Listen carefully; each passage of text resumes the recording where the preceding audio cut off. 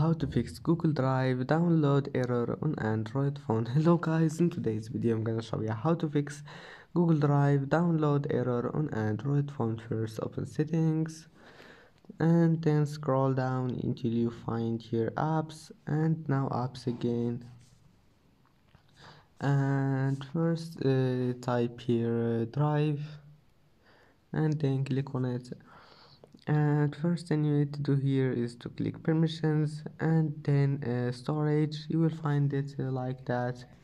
Click on it and click allow, and then just go back to storage and click clear cache, and that's it. Now just go back and try again, and I hope that can fix your problem, and see you in the next video. If you like this video, don't forget like and subscribe, and that's it.